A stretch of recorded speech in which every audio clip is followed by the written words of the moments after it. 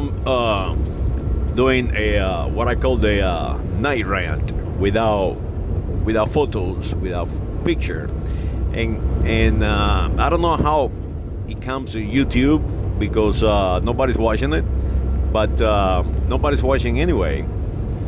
And my intention is to leave something behind, not to change absolutely nothing, just to say to the world, hey, there is one fellow here that does not approve what is happening.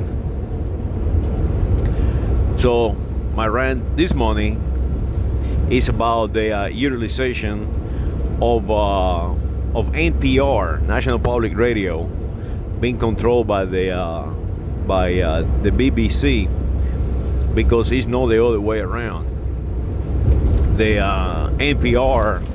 NPR workers are not controlling the English. There's no way in the world that can happen. And the reason I say that is because you see the repetition of what we been selling for forever. That idea of superiority of an ethnic group, because it's not even a race, it's just an ethnic group over others. A created ethnic group like the English.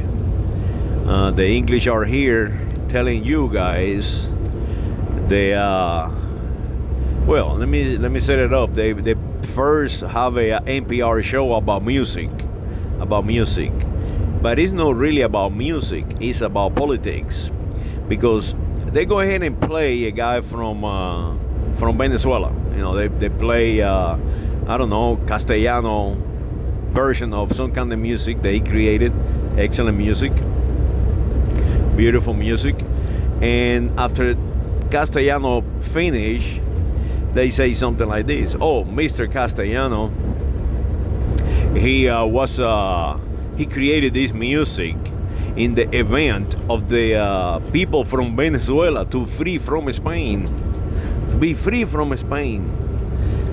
And the Spanish, you know, they're horrible, and they start talking about the native and start talking all this crap.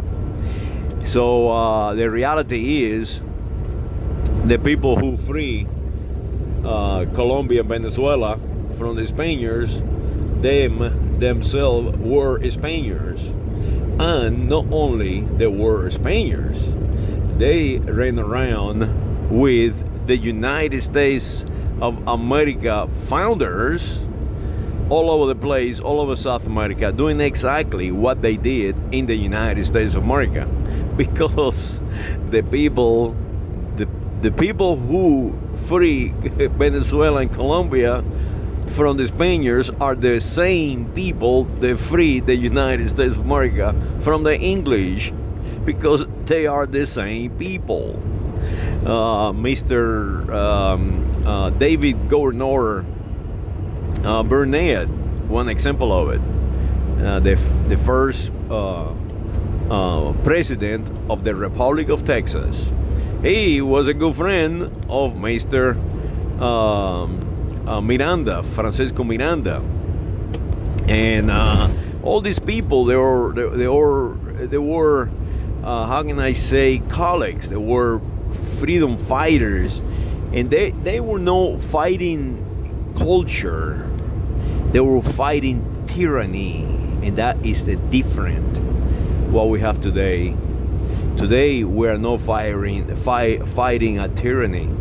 We're fighting a cultural war.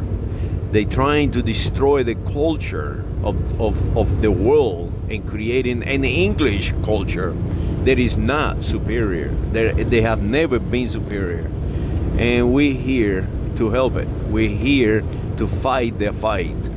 To say, hey, you will not remove the culture of this planet. You cannot make people just colors, create a new culture of colors, people coded by colors and letters and assign identities. We're here to fight it. And when you play that music on NPR, that is a culture that we will preserve, and you will not utilize it to destroy us. And I'm going to tell you something very important about you culture. Every time you run around and play the bagpipe, wing, wing, wing, wing, wing, and start dancing, you Irish dancing and you Scot dancers and you Welsh and all the other dancing in the music that you are playing. Guess what? English oligarchy. That is not your culture. That is the culture of the Gallos and the Celtos and the Gallegos and the Euskera's and the Occitanians and the Leonese. That is the culture not of yours. That is the culture of the Romans, the Latins, the all the rest of the tribes. So you are defending or trying to implement a culture that is not even yours, because you're not even promoting that culture. You're promoting color coding. So let's fight the culture war. Let's fight the culture war and the cultural world that you're trying to create. And let's see who comes on top.